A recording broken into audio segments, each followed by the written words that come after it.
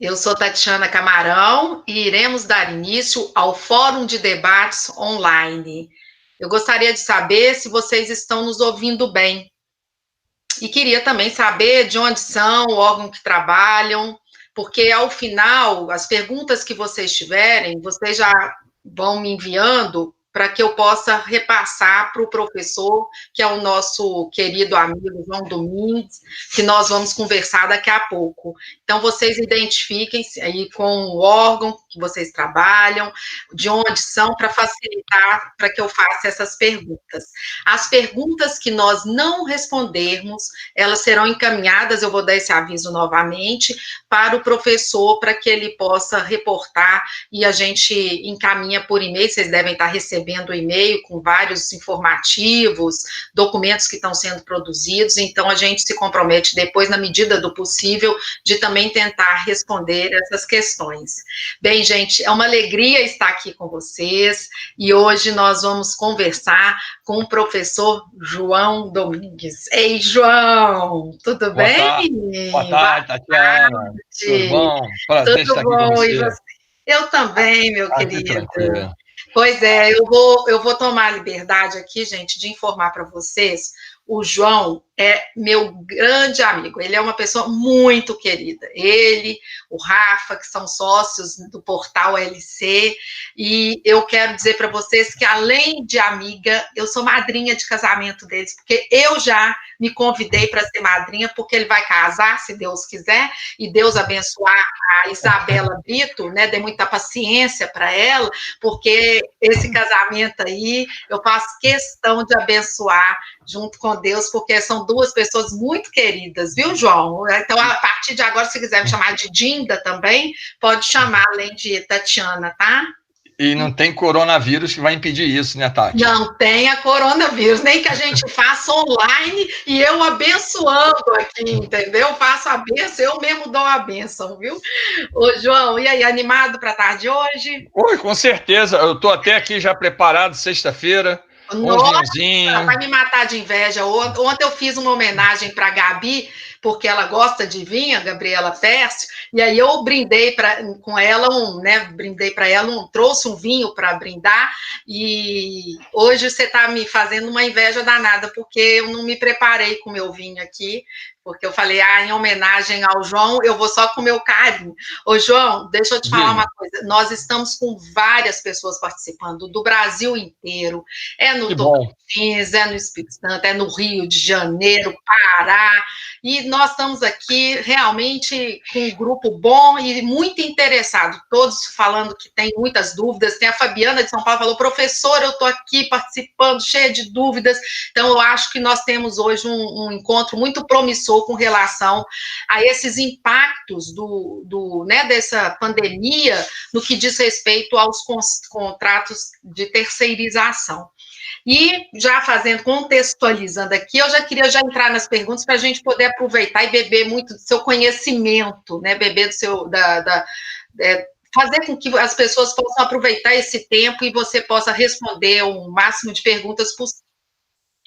Eu queria aqui, mandar um abraço aqui para Luciano e para o Enio, que são os primeiros a entrarem aqui nesse bate-papo nosso aqui no chat. Então, um abraço aqui para os dois. E o pessoal também, a Luísa também, e a Regina, mandaram um abraço para você do TJ de Minas, viu, João? Que você teve lá Opa, obrigado. no treinamento. Mas deixa eu ir para as perguntas, porque nós estamos ansiosos. Ô, Pode ser, João? Tatiana, deixa eu só fazer uma contextualização anterior, que eu acho que isso vai, de repente, ajudar até nas respostas. Tá. A grande dúvida hoje que acho que impera para os gestores e fiscais de contrato é como é que eles vão fazer a partir da declaração da pandemia, situação de confinamento das pessoas em casa, fechamento de órgãos, trabalho home office, teletrabalho, como é que eles vão tratar os contratos que eles têm. E nesse aspecto é bom a gente falar que nós temos contrato com cessão de mão de obra, sem cessão de mão de obra, e como é que fica o pagamento. Eu acho que a linha geral hoje é de dúvida, incertezas, porque não só a falta de conhecimento da pessoa que está lá na ponta, uma situação totalmente diferente, mas às vezes falta da manifestação e postura da alta administração em dizer o que tem que ser feito, porque essa ação ela não deve ser tomada da cabeça do gestor, do fiscal do contrato. Ela deve estar alinhada sempre com as diretrizes da alta administração perante esse enfrentamento à pandemia. Então, o gestor e o fiscal, eles só apresentam, no caso concreto dos seus respectivos contratos, qual é a demanda que eles têm do quantitativo nesse período de confinamento. A partir disso daí, ele sugere as opções. E a alta administração é que vai ver. Inclusive, a gente vai ter casos que a alta administração pode, com redução de jornada de trabalho, suspensão da prestação de serviço, efetuar o pagamento integral, sem nenhuma glosa. Mas isso não cabe à esfera do gestor. Isso está acima do gestor. Então, eu acho que é um conforto que a gente dá para os gestores e fiscais de contrato em relação a isso. Eu tenho recebido bastante dúvidas no meu WhatsApp em relação a isso. E eu sempre tenho orientado o gestor e o fiscal, eles vão apresentar a necessidade que se faz presente neste momento e a administração vai verificar qual a maneira que vai remunerar a empresa. Isso normalmente por ato escrito, formalizado, uma instrução interna, uma resolução, uma portaria dizendo as ações. Eu estou entendendo, e peraí, só para aproveitar do que você falou, seria mais ou menos criar um plano de ação exclusivamente para os terceirizados. Isso. E dentro desse plano de ação, teríamos um normativo, digamos assim, algo orientador com as diretrizes para que elas também se uniformizem dentro deste órgão ou entidade pública, perfeito? Perfeito. Isso, Tatiana, é porque nós não temos uma receita de bolo. Sim. Para todas as ações. Então, por exemplo, no órgão que para determinado servidor, o órgão está trabalhando com jornada reduzida dos servidores, tem um rodízio dos servidores. Pode ser que para aquele órgão eu possa ter suspensão, redução da jornada de trabalho com pagamento integral, ou posso ter redução de jornada de trabalho com pagamento integral com futura compensação de jornada. Vai ter órgãos que, de repente, um hospital, por exemplo, que nesse momento de enfrentamento, ele precisa acrescer ao contrato dele para dar conta da demanda. Então, nós temos várias particularidades, várias coisas que se relacionam ao próprio contrato. Por exemplo, um órgão aqui em Brasília, onde trabalha o Rafael, a ENAP, ela basicamente fechou as portas. Está fechada. Então, como é que você trata isso nos contratos? Então, às vezes, são mantenham de vigilância. E os demais, como é que você trata?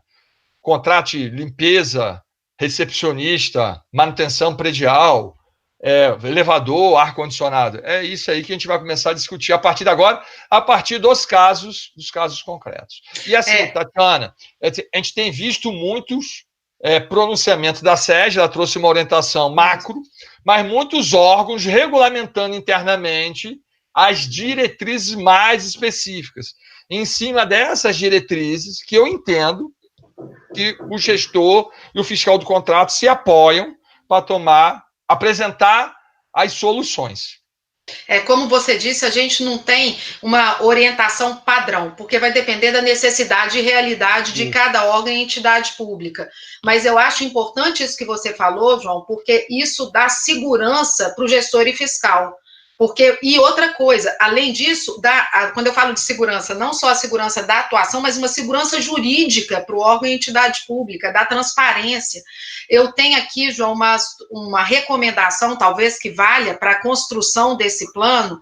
O Rodrigo Pironte, eu não sei se você teve acesso ao trabalho que o escritório dele fez, ele fez um plano de atuação para contratações. E ele vai traçando essas diretrizes, esse material está até divulgado aí pela Fórum e está no meu Instagram. E ele traz mais ou menos essas diretrizes que vão ao encontro do que você está citando, da necessidade de nós estabelecermos, com o apoio da alta administração, ou seja, a alta administração, o tom tem que ser dado aqui de cima, né? Ele que vai estabelecer quais são essas diretrizes para poder funcionar dentro do órgão da entidade, é isso? Isso. E a gente não pode perder de vista, Tatiana, nós temos um elemento muito interessante da incerteza da duração desse evento. Sim. Então, é uma coisa muito interessante que hoje o meu órgão pode tomar uma decisão. Daqui a 5, 6, 7 dias, a decisão tem que ser outra. Porque essa decisão que eu tomei hoje já não se adequa mais à realidade que nós estamos enfrentando.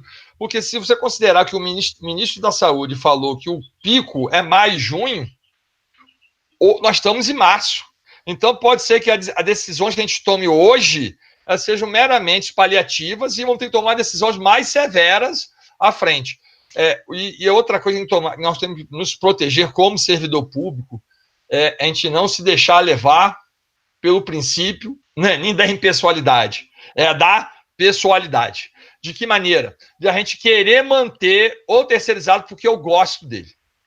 Entendeu? Lógico, essa crise toda tem um aspecto social, eu acho que isso tem que ser levado em conta num primeiro momento. Você vê o governo federal lançando medidas de ajuda, liberação de recursos, linhas de crédito para as empresas, pagamento de folha de salários de pessoas durante 2 meses, mas eu acho que a decisão, às vezes, de assumir o pagamento integral de um contrato sem a prestação de serviço, com a redução da jornada de trabalho, ela não pode ser perpétua durante a pandemia. Pode ser que tenha que haver ajustes, ok? Tá, ô João, então só para sintetizar, eu quero, assim, né, queria que você já partindo já para umas questões mais práticas. Quais que seriam as principais ações a serem adotadas, então, pelos gestores e fiscais de contratos de serviço terceirizado com relação a esse enfrentamento que nós estamos tendo dessa pandemia? Tatiana, a primeira situação que eu vejo, que eu acho que pode ser tomada, e assim, de repente ela pode ser a primeira de curto prazo, mas curtíssimo prazo, é uma redução da jornada de trabalho com ou sem compensação futura, porque esse problema de compensação futura, a depender da temporalidade, da extensão desse confinamento, dessa pandemia, pode se tornar impossível o cumprimento pelo terceirizado, que tem prazo máximo de compensação. Então, a primeira situação seria hoje dar uma redução de jornada com ou sem compensação para fazer a melhor avaliação do caso concreto do próprio contrato.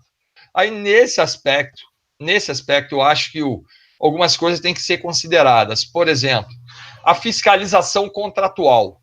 Se eu tenho no meu contrato utilização do acordo de nível de serviço ou instrumento de medição de resultados, eu deveria suspender, sobrestar a aplicação dele, porque os parâmetros de avaliação vão estar comprometidos. Então, eu acho que é o primeiro aspecto de fiscalização. Outra, na regularidade fiscal e previdenciária. As pessoas têm conhecimento que foram soltados normativos e orientações de prorrogação da validade da CND, prorrogação do prazo do recolhimento do FGTS. Ou seja, então hoje eu, administração, eu, gestor, poderia pagar uma empresa com débito da regularidade fiscal. Eu já poderia fazer isso antes, só que, pela norma, eu teria que notificar a empresa, pedir para ela corrigir e dar um prazo para essa correção. Hoje, isso está suspenso. Eu, como fiscal do contrato, entendo que essa seja uma função do fiscal, eu faria um registro disso tudo. Quando passasse esse evento da pandemia, tivesse a situação regularizada, pedisse à empresa que comprovasse, demonstrasse que aquele período em que ela esteve irregular, né, com a regularidade fiscal e previdenciária, trabalhista, ela apresentasse em relação aos empregados alocados no contrato, que ela honrou com isso. Então, a primeira seria essa da redução da jornada com ou sem. A partir desse momento, eu tenho que avaliar outras hipóteses. Por exemplo, qual é a duração que eu tenho ainda de contrato? É um contrato curto, que vai terminar daqui a um mês, ou é um contrato longo, que daqui a 6, 8 meses ele vai ainda ter vigência? Porque isso impacta na decisão. E vendo isso, eu vejo que uma segunda hipótese de adoção de medida, que poderia vir na sequência da redução, seria você solicitar à empresa a concessão de férias para os terceirizados, ou de forma total, ou de forma reduzida, conforme a sua necessidade pela prestação de serviço. Mas a empresa pode não ter recurso, vamos falar assim, mas para os órgãos que usam a conta vinculada, né, o poder judiciário e o poder executivo, a administração direta, autárquica e fundacional, que são obrigadas a utilizar essa conta, a empresa ela tem esse recurso preso em conta específica. Então, não haveria um baque para a empresa em relação ao custeio, pelo menos, das férias, do 13º, se for pagar 13º, e de 1/3 de férias, porque esses valores estão... Já está reservado.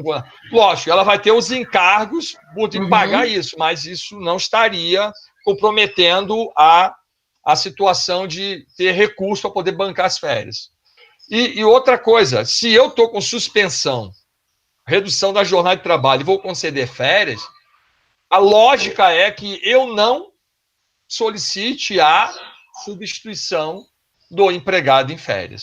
Então, por exemplo, eu tenho um contrato de almoxarife, de carregadores. Eu tenho 30 empregados distribuídos. Imagina lá onde você trabalha, tem 30 carregadores. E eu só preciso, para manter a atividade, 10. Então, como que eu poderia fazer? Depois de verificar a redução da jornada desses 30, eu entro com férias, peço para a empresa entrar com férias para 20. 20 saem em férias e 10 trabalham no formato que a administração achar que deve trabalhar, ou integral esses 10 que estão lá, ou reduzida.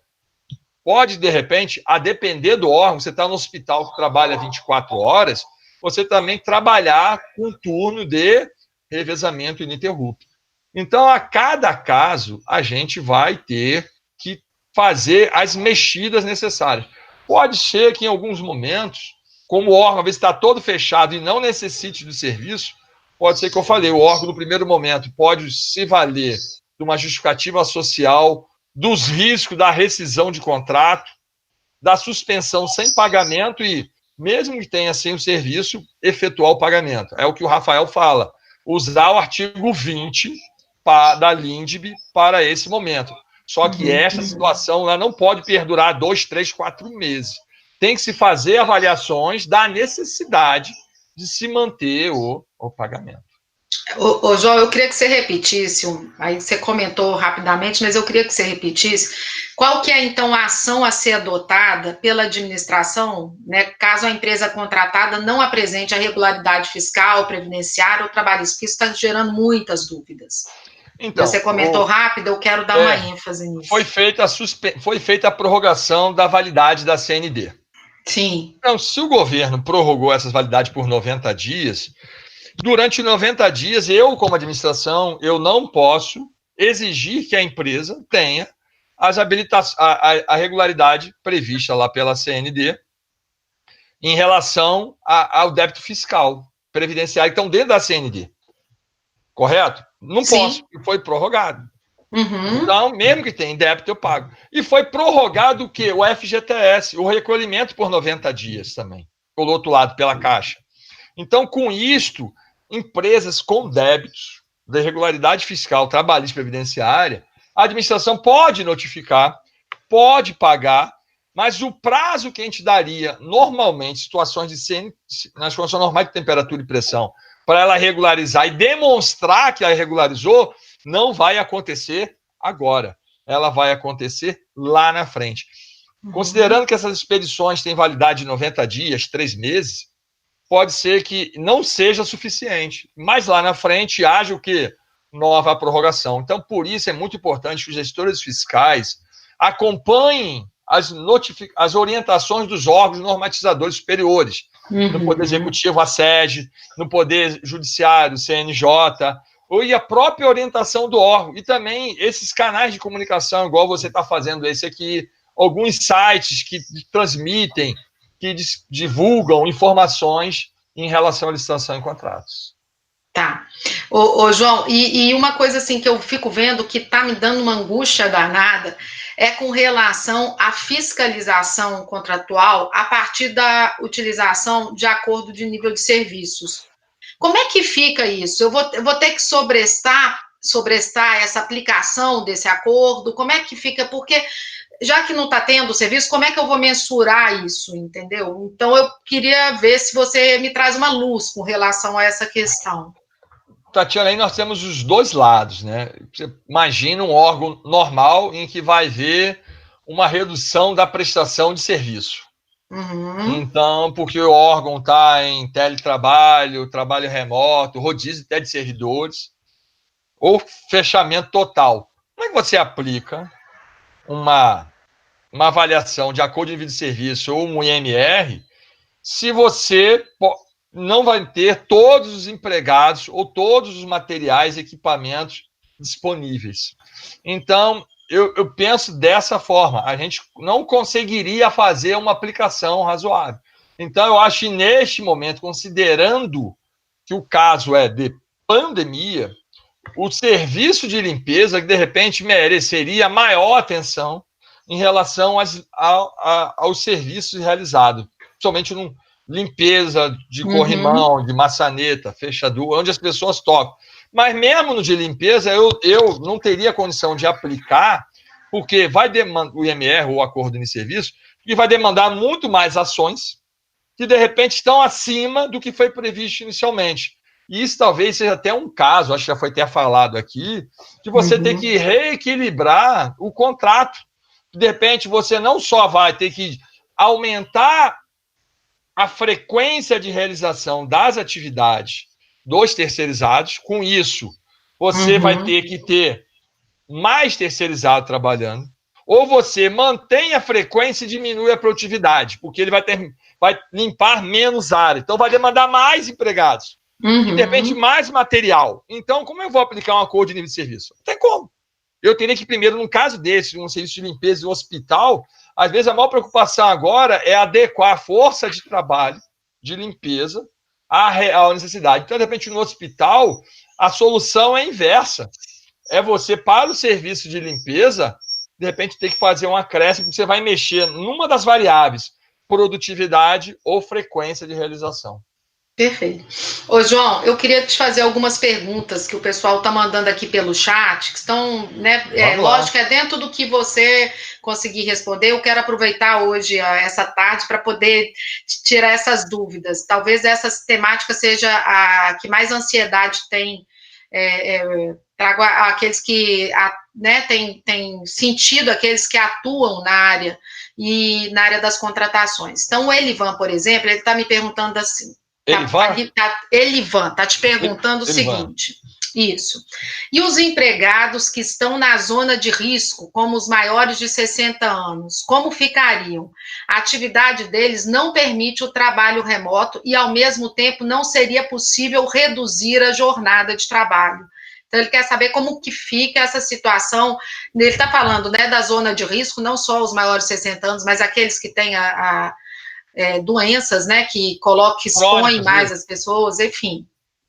Até, por exemplo, a lactante é um outro Isso, exemplo. Exatamente. Mas esse caso foi tratado pela 13979, pela medida provisória, né? Ela diz que, primeiro, assim, nós estávamos falando nas medidas de gestão de contrato, mas nós temos algumas medidas administrativas que a gestão do contrato tem que tomar, que seria a empresa identificar os empregados considerados no grupo de risco e afastar estes empregados da prestação de serviço.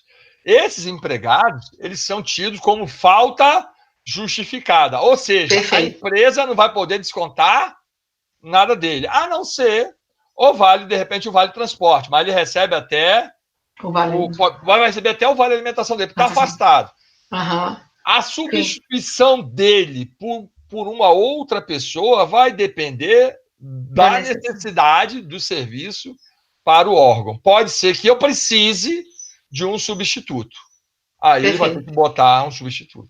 Mas eu não preciso. Aí eu dispenso. Eu não quero a substituição. Tá, e aí eu vou pegar logo o seguinte, tem o Jordani, ele é de Zeg, e ele está perguntando: a contratada prestadora de serviço por demanda, que nega atendimento pela situação emergencial, é possível glosar essa nota, essa fatura? Vamos lá, isso é muito interessante, porque a gente está no outro lado do serviço, que é o serviço sem mão de obra.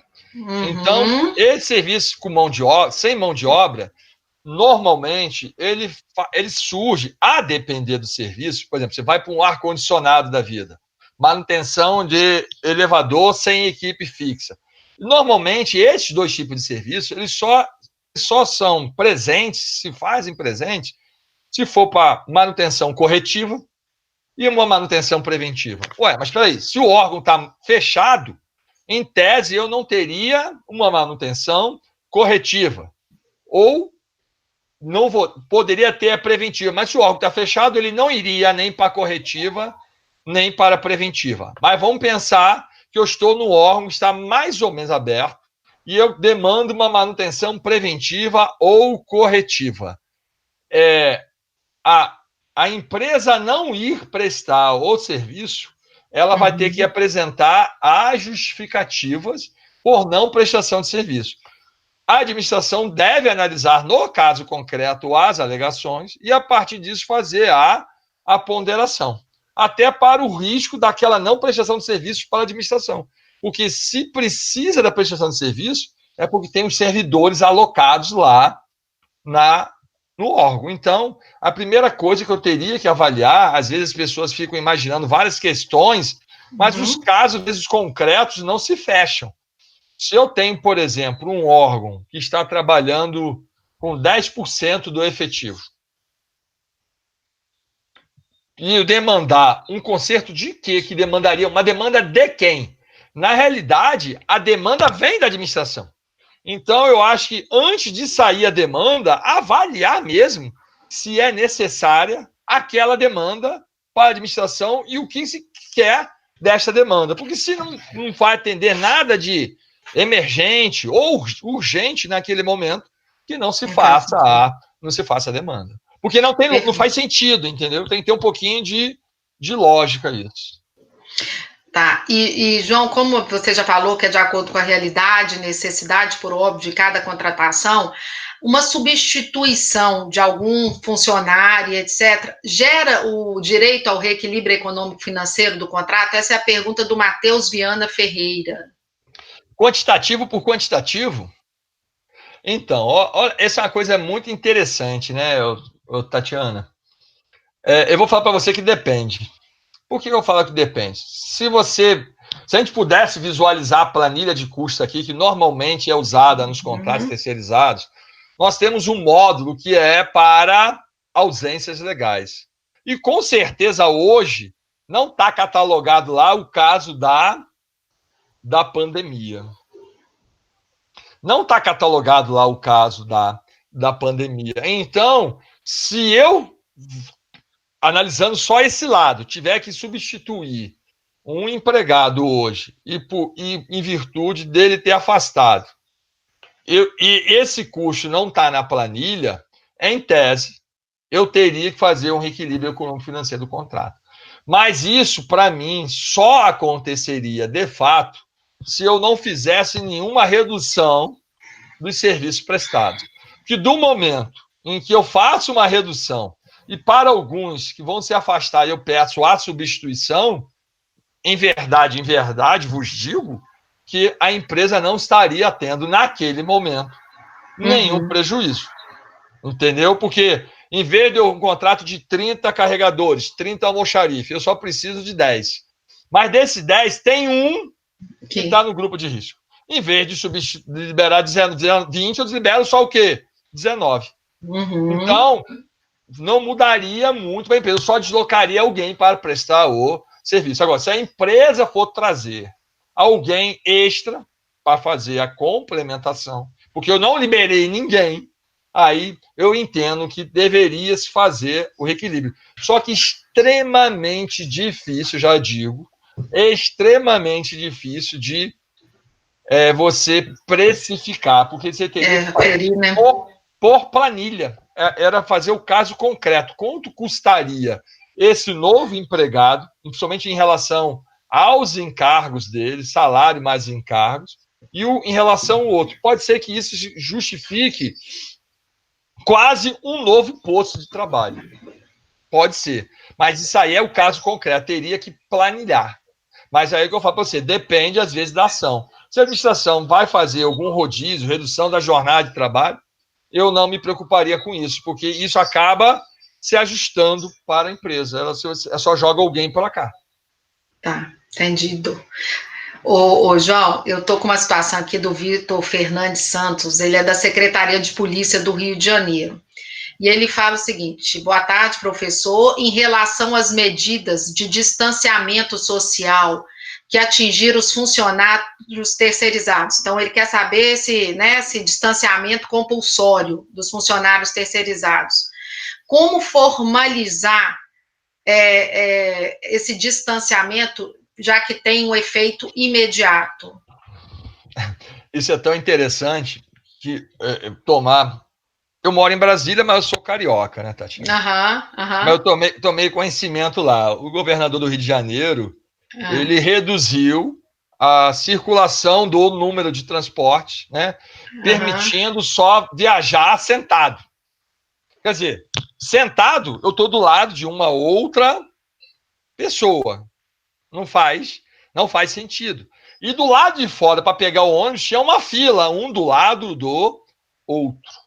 Então, trazendo para o caso, assim, quer dizer, é uma medida que o governo tomou, mas não consegue fazer a aplicação dela de fato, porque o cenário é grande, é espalhado dentro do ônibus, botar 2 metros, é um sentado no banco, o outro no outro. Agora, dentro do órgão, eu acho que você consegue fazer pelo menos o mínimo.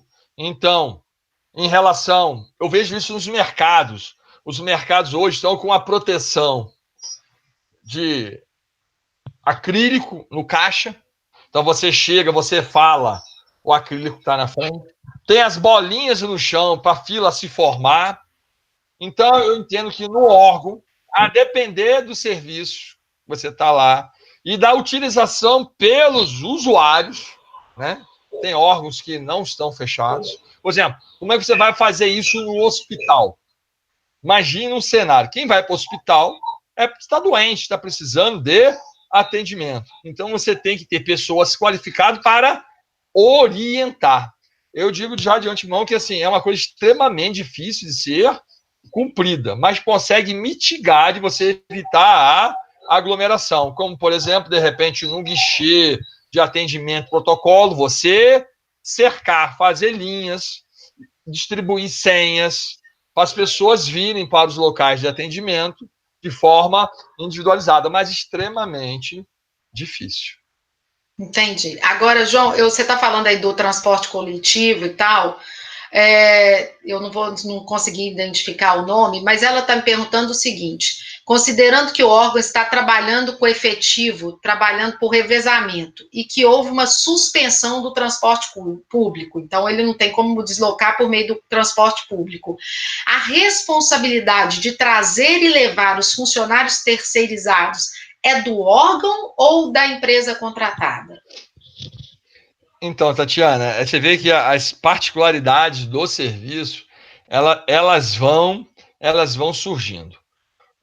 Quando a empresa faz a proposta dela, a depender do local da prestação de serviço, ela pode apresentar na planilha de custo, no custo dos insumos diários e mensais, a cotação do auxílio transporte, ou, de repente, a depender da região, ela fala que ela vai levar e trazer os funcionários. Isso não fica em nenhum lugar da planilha, isso fica no custos indiretos. Então, a empresa deixa de fornecer o transporte para o empregado financeiro e pega e leva de porta a porta. Num caso que a colega citou, a pessoa citou, você tem um momento, a interrupção da prestação de serviço por falta de transporte público ao local de trabalho. A gente tem que se colocar no lugar da empresa. Eu estou numa cidade igual Belo Horizonte, onde você reside. Teria condição da empresa fazer esse transporte? Como é que os empregados vão se concentrar em algum lugar para a empresa voltar e buscar? A logística, né? Eu vejo como uma situação assim difícil, eu não vejo solução, mas também eu vejo um outro lado. Por mais que esteja restrito ou transporte público, ele não para. Ele é essencial. Então, até por decisão judicial, a gente não consegue ter paralisação total do transporte. Então, eu entendo que, num caso concreto e real, o transporte, ele vai existir. Ele vai existir. Se ele vai existir, pode ser que atrase o início da prestação de serviço. Aí, nesse caso, conhecimento do gestor e fiscal de contrato trata, no caso concreto, aquela situação. Mas eu entendo que não haveria a interrupção total, porque nem a justiça deixa interromper. Tá. Ô, João, a Fabiana, ela é advogada, ela coloca aqui, professores, importante imaginar... Essa é aquela famosa que você fala? É a famosa. A 01. É importante imaginar o caso concreto. Por exemplo, no caso da suspensão do contrato de prestação de serviço de limpeza, onde o órgão coloca uma data de difícil aplicação, por exemplo, de férias coletivas, ou mesmo aplicando-as, o faturamento deve ser mantido? Então, Fabiana, isso é uma coisa muito interessante, né? Você faz a suspensão da prestação de serviço, ou concede férias coletivas, pede para... Você concede, não. A empresa concede férias coletivas para os terceirizados. Em regra, a administração não efetuaria, se considerar a legalidade, a conformidade, as orientações do Tribunal de Contas, não havendo prestação de serviço, não haveria remuneração à empresa. Mas a gente tem que parar para considerar o caso concreto que é a pandemia. Qual é o impacto que se traz para a administração, para o lado social do empregado, para o lado econômico, porque a economia precisa andar. Porque se a gente parar tudo, a gente não vai conseguir sair muito vivo lá na frente quando acabar essa crise na área de saúde. Então, foi o que falei. Se a administração suspender a prestação de serviço e quiser fazer a manutenção do pagamento integral, ela tem base legal para isso. É o artigo 20 da LINDB. Ela justifica porque você extrapola a área jurídica para conceder, faz mal o pagamento. Os impactos vai ter para a administração. Então, eu acho que isso cabe à alta administração definir isso. Só que também eu entendo que essa não seria, de repente, uma tomada de decisão primária. Eu, como gestor, eu não adotaria essa. Eu adotaria aquilo que eu falei. Tirando aquela administrativa, em que você afasta os terceirizados, grupo de risco e tal, eu faria uma redução da jornada de trabalho para avaliar até o cenário do que eu, administração, realmente preciso, para depois entrar com um período de férias, para depois, de repente, voltar para uma redução da jornada de trabalho, porque férias, se eu não vou botar todo mundo, eu posso ir movimentando durante um tempo. E nesse caso das férias, mesmo que o empregado já tenha completado o período, já tenha glosado de férias, não tenha completado o período aquisitivo, vale a pena conceder as férias, a empresa conceder. Se tiver algum problema, bota o sindicato na mesa para organizar isso. No futuro término de contrato, essas diferenças, essas verbas trabalhistas, elas acabam se ajustando. O que ele recebeu de forma antecipada e o que ele vai deixar, de repente, receber numa rescisão de contrato, por fim de contrato com a administração. Então, eu acho que é importante essa suspensão ela não ser a medida primária, a não ser que o seu órgão fechou completamente, não tem outra opção. Mas aí, nesse caso, a minha primeira opção seria férias, para depois fazer a suspensão. Perfeito. Ô, João, é uma coisa que vem acontecendo muito nos municípios, suspende o serviço, ok, mas para de realizar o pagamento da nota em virtude dessa paralisação do serviço. Essa é até a pergunta da Rafaela Freire. Então, ela está perguntando, é legal os municípios suspenderem ou não realizarem o pagamento de nota fiscal em virtude de paralisação dos serviços terceirizados, com dedicação exclusiva de mão de obra, em decorrência do Covid? Exemplo, limpeza de escola. Pode o órgão não pagar? Então, vamos para o cenário, vamos para o cenário do município. A arrecadação dele está parada.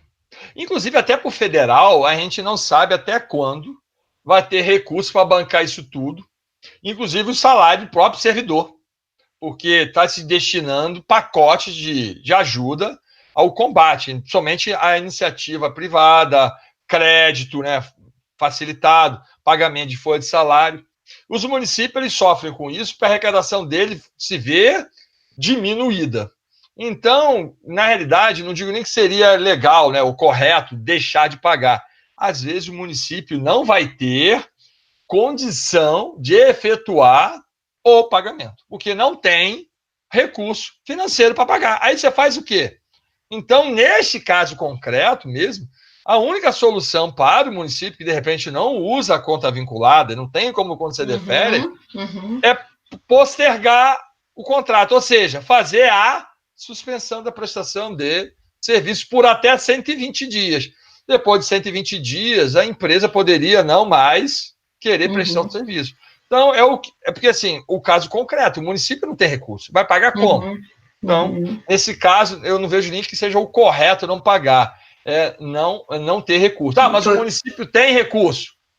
Avalie a necessidade de, pelo menos, pagar, priorizar o pagamento ou as férias, para quem não tem conta vinculada, priorizar as férias, antecipar, para que os empregados mantenham o vínculo, a empresa receber, pelo menos durante 30 dias. Aí depois é outra tomada de decisão. As tomadas de decisões elas vão ocorrer, às vezes, em espaços curtos, 5 dias, 1 semana, 10 dias, a depender da ação que foi adotada. Ô, João, nós já estamos com quase 40 minutos, 45 minutos, você imagina, foi rápido, né? Nossa conversa aqui está sendo proveitosa demais e muito rápida. Só foi uma taça e meia, estamos juntos. Pois é, quantas eu tenho direito aí? Porque se for a garrafa inteira, tá ótimo, até o final da noite nós terminamos ela aí. Eu não tenho João, então vou aproveitar mais um tempinho seu. E quero saber aqui, a Patrícia Melotti está perguntando, no caso de afastamento desses maiores de 60, eu vou poder glosar alimentação e transporte? Esse ajuste depende da intervenção de algum sindicato? Então, se você partir de uma orientação que é falta justificada, o empregado, você só sobe o transporte e alimentação para glosar. Pare para pensar que o grande detalhe é o que não é administração, glosar da empresa. É, por acaso, verificar que se eu não glosar da empresa, se a empresa glosou do terceirizado. Perfeito. Porque eu posso falar assim, eu não vou glosar da empresa. E a empresa lá pelo outro lado está glosando o direito dele em algum momento. Excelente. Então, não é questão, eu falo assim, não, eu acho que a alimentação... E, Tati, o transporte, eu suspenderia o pagamento dele. Suspenderia. Mas a alimentação, não. Aqui em Brasília, por exemplo, um servente, o salário dele, o piso salarial, R$ 1.200. R$ 1.200. O auxílio alimentação dele é quase R$ 34. O que corresponde, por 22 dias úteis, mais de 60% do valor do piso dele. E ele recebe em recurso financeiro. Se eu, administração, gloso da empresa, ela vai glosar dele. Eu acho que isso, às vezes, a maior preocupação do terceirizado. Perfeito. Hoje, alguns órgãos, eu tenho tomado conhecimento, que alguns órgãos que querem reduzir a jornada, os terceirizados, somente os mais humildes, salário mais baixo, estão pedindo para não glosar a alimentação. Porque a alimentação, como recebem dinheiro, vem na conta, é complementação de renda. Mas o que eu posso fazer? Não é eu não glosar. Aí não é apenas essa ação, eu não glosar da empresa. É eu ter certeza que a empresa pagou. Então, de que maneira? Se isso acontece hoje, a empresa já pagou o vale alimentação deste mês, março, por exemplo. Terça-feira, se eu não me engano, é 1º de abril. Eu acho que é isso. Não, 31 de março. 31 de março. 31 de abril, 1º de abril é quarta-feira. Isso. Então, em regra, algumas convenções estabelecem que as empresas devem pagar o vale transporte a cada 30 dias. Normalmente ela paga ou no final do mês ou no primeiro dia útil de cada mês. que eu teria que combinar com a empresa? Se houve suspensão da prestação de serviço, redução da jornada de trabalho, com ou sem compensação, não importa. Mas eu, administração, falo, eu quero que pague o vale alimentação.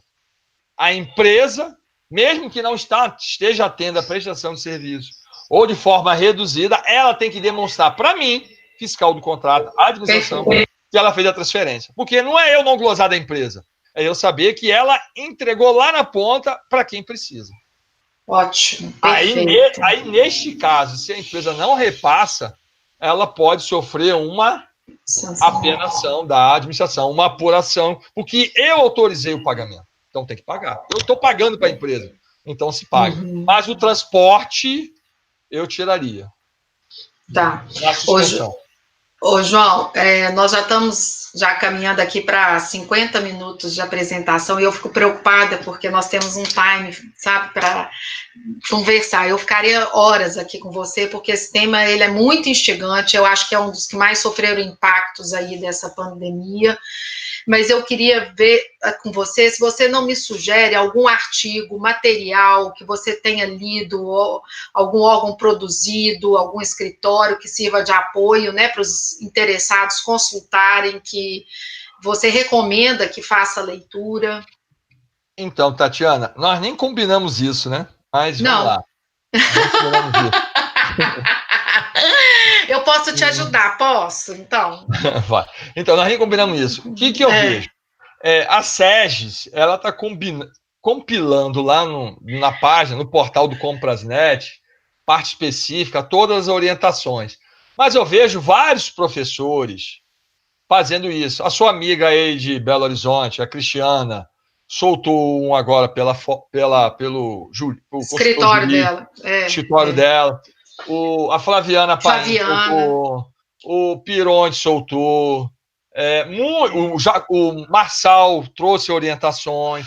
Vários doutrinadores, professores estão escrevendo a respeito disso. O que eu aconselho a essas pessoas nesse mundo que nós estamos vendo hoje, totalmente digital, por isso nós estamos hoje aqui, seguir essas pessoas. A Editora Fórum poderia compilar esses documentos. Nós vamos fazer isso. Nós vamos pegar todas as perguntas, estamos montando um e-book com essas perguntas, ou uma revista, a gente não sabe se é uma revista especial, um e-book, ainda não sabemos o formato, mas eles assumiram o compromisso da gente construir aí um caderno de perguntas e respostas parametrizados nas perguntas que foram feitas pelo chat. Então, a gente vai fazer isso, sabe, João? Nós vamos ter esse... João, eu quero só colocar aqui para você uma situação assim, só para eu tentar lembrar, eu acho que nós temos os normativos, temos esses documentos que você citou, tem até 2 artigos do Observatório da Fórum, da Tereza Vilac. O que é o compromisso nosso? Eu vou ver se eu pego todos esses documentos, você também tem um artigo lá pelo LC, não sei se já foi publicado, né, que ficou muito bom, então eu vou compilar esses artigos todos e a gente está encaminhando para esses que estão nos assistindo. Mas deixa eu te falar aqui. Porque o que eu vejo isso? Como não tem uma receita de bolo, às vezes é igual você ler um livro de crônicas, né? Você lê um livro de crônicas, ele tem várias crônicas, e você, de repente, vai lendo as crônicas e você vai se achando dentro da crônica. Tem crônica que você vai ler e ela não te representa. Então, eu acho que quanto mais material... Cuidado, né? Quanto mais material disponibilizável, ele se aplica ao caso concreto. Segunda coisa que a gente não combinou, e eu conversei isso até com a Futura, com a minha Futura, que eu vou escrever um artigo trazendo as principais ações e vou tentar esmiuçar o máximo possível alguns casos concretos. Entendeu? Sim. Então, quais são as principais ações? E vou citar em alguns casos concretos que eu acho que isto vai ajudar bastante, vai elucidar bastante, às vezes, numa orientação. Mas eu volto a dizer, se eu sou hoje gestor e fiscal de contrato, eu vou lá na alta administração e falo, bato na porta e falo, eu tenho um contrato de limpeza e eu preciso reduzir diariamente 40% dele. O que eu faço em relação aos empregados e ao pagamento à empresa? Essa decisão não compete ao gestor do contrato. Ele apresenta o cenário e a administração decide. Glosa, ok, escreve porque é para glosar. Quando ele fala glosa e eu vou fazer a glosa, eu comunico à empresa, isso traz uma consequência. Quando a administração fala, vamos pagar inteiro, isso traz uma consequência. Então, justifica-se por que está se pagando de forma integral a empresa. Porque é isso que vai fazer a diferença, entendeu? Perfeito. Ou seja, a administração, a alta direção tem que dar as diretrizes para que nós tenhamos aí o amparo necessário para os gestores e fiscais de contratos. Sim, com toda a certeza. Eu não duvido disso. É por isso que é importante que o gestor, Espera um minutinho só, Tatiana. O gestor... porque acabando a bateria aqui, ele não estava conectado ali. O gestor e fiscal do contrato, eles, de antemão, eles têm que saber, acho que é a primeira coisa, conhecer as orientações da administração para as futuras tomadas de decisão. Perfeito. Ô, João, então eu vou querer, assim, você quer dar uma palavrinha final ou já está suficiente? Eu acho que a gente falou de bastante coisa, tem um compromisso seu aí de fazer esse detalhamento, às vezes com relação ao caso concreto, porque eu já estou caminhando aqui para o fim, querendo deixar para você, meu afilhado querido, mando um beijo para minha afilhada, meu agradecimento, meu carinho, morrendo de saudade de vocês.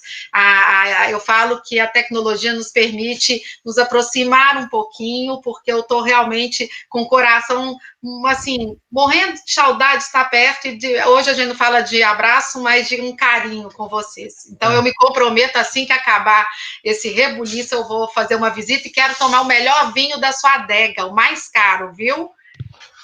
Para quem entende de vinho, Tatiana, o melhor vinho não é o mais caro, né? Mas vamos lá. Mas eu não entendo, mas eu quero fazer você sentir algo. Eu falar assim, este é o melhor, é o mais caro, é esse que eu quero. Com gota de chocolate, trufas de não sei o quê. Tudo, e com jantar especial minha homenagem, viu, João? Não quero saber dessa homenagem só para a Bela, não. Olha, Tatiana, deixa eu só finalizar. Deixa eu te falar, se a gente estivesse num show, lá igual nós tivemos lá no Clube da Esquina, a gente ia falar, parou por quê, né? Porque parou. E sempre tem mais uma pergunta, né? Mais uma música. Escolhe mais uma pergunta que você acha que seja interessante. Deixa eu só voltar. Aí depois eu volto. Deixa eu só voltar. Aí, escolha. Vamos ver, aqui são tantas. Tatiana, diz aí pra gente, quantas pessoas estavam acompanhando a gente? Em torno de, no chat, 170, mas eu acho que deve ter aqui, a média que a gente tem, em torno de 400 a 500 pessoas acompanhando. Bastante, né? Bom, a gente está aí com um público muito bom, graças a Deus. Mas, João, deixa eu finalizar, porque realmente nós temos aqui a gente tem que encerrar mesmo. Sim. Então, eu quero agradecer a você, tá? Eu quero agradecer a todos vocês que estão nos acompanhando no Fórum de Debates Online, e eu lembro que no dia 30 nós vamos ter entrevista com a professora Cristiana Fortini, um debate com ela sobre as contratações emergenciais. O horário é que é diferente, porque vai ser às 16 horas, e eu aguardo vocês na segunda, e fiquem com Deus, se cuida, viu, João? Você e Bela aí, se cuidem, por favor, manda um beijo e um abraço para seus pais, e fiquem com Deus, todos vocês, tá? Tati, deixa eu dar minha palavrinha final. Vai lá. As pessoas que estão em dúvidas, elas podem entrar lá no site que eu tenho, com o Barral e com o Rafael, que é o Portal LCE, e postar também algumas dúvidas lá que a gente costuma responder. Seguir a gente nas redes sociais, que a gente não só publica ou divulga nas redes sociais o nosso trabalho. O trabalho dos colegas também são divulgados nas redes sociais. Verdade, João. O site tem aí uma divulgação intensa, tem muitos textos bons. Eu já escrevi lá para o site de vocês, né, uma entrevista. Verdade. Então, eu quero aqui também registrar que vale a pena consultar, e principalmente esse último artigo que você fez, que ficou muito bom. Bom, gente, beijo a todos e até segunda às 16 horas com a professora Cristiana Fortini. Um abraço. Obrigado, Tatiana. Abraço, João. Obrigado. Beijos. Fica com Deus.